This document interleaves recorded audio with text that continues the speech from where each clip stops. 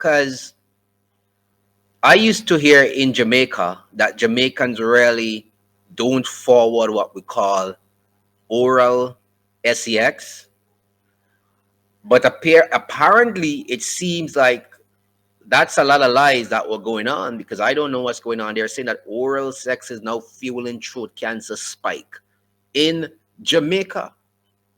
It doesn't. When a person sent the article to me, I said, "Are you sure it's Jamaica?" Then they said yes.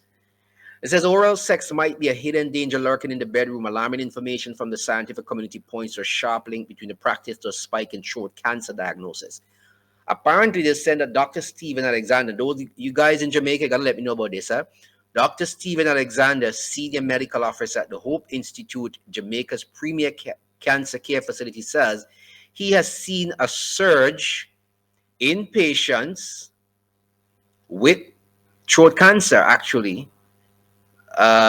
This is crazy. I don't understand it. This is Jamaica. So when I read it, I said it can't be Jamaica he's talking about, because I know that they would say we bonfire and those things in Jamaica.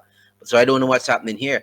He said traditionally smoking topped the list of risk factors for throat cancer among men at the institute.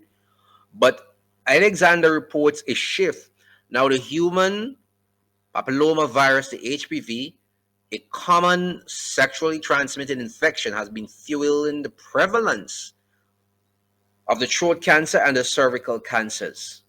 Despite lingering taboos, the rise in throat cancer among younger Jamaican men is real, with Alexander seeing cases in patients as young as in their 30s, a far cry from the past when most cases were men over 70. So you're actually telling me that in Jamaica, where we would say fire burn that, we're actually having young men in their 30s now with throat cancer due to oral sex. They're saying that in the past they would have men coming in their 70s. I mean, that was a given, because when you get older, your body can be immune to that. Not the immune system may not be functioning properly. So you could have people who are getting cancers in the throat, getting cancer everywhere among their bodies. But you're saying in their 30s now you're having young men with throat cancer because of the oral sex.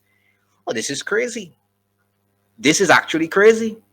Well, Powell says this generation has lost its foundation with God. Well, we know that for sure. But this is not good. You're talking about the young generation dying out here now of throat cancer, and it's because of the oral sex. That's what the doctors are saying. He warns HPV-related throat cancers are more aggressive than those caused by smoking, underscoring that while smoking in public has sharply declined, cancer cases tied to HPV are climbing. This is not good. This is not good. This is a young generation we're talking about. Initially, about 20, 30 years ago, for argument's sake, smoking was prevalent. Most throat cancers back then were due to smoking. Fortunately, Jamaica has cut down on smoking significantly. They banned it in public areas, but we're still seeing high throat cancers. And that is where HPV comes in, Alexander explained. But back in the day, when smoking was more prevalent, the age of the throat cancer, really, patients would be 70 and above. He said, adding that now he's seeing more male patients between their mid-30s and early 15 diagnosed with throat cancer. One can deduce that oral sex is a likely cause for HPV-related throat cancers, he said, but not everyone is willing to give up the risky practice. Bill, 36, is one of them. Me enjoy it, and me nah go stop it, he declared, speaking candidly with the Weekend Star. So it appears that in Jamaica, the young people, whether men or women, who are coming down with throat cancer, and they're saying the oral sex is actually fueling this thing, and people are saying, look, me enjoying it and me not stop it. Look, this generation is a far different generation than what we used to have. And one of the things that you don't want is to have your younger population dying out too early, because it puts a strain on the economy. You're going to have to now bring in foreigners to work, and that's the problem. You don't want to have a younger generation dying out too quick, but it appears to me that that is what is happening across the Caribbean. We're having a lot of younger people dying out and leaving the older population behind. It's sad. It's really, really sad. I mean, there's a lot of things that are happening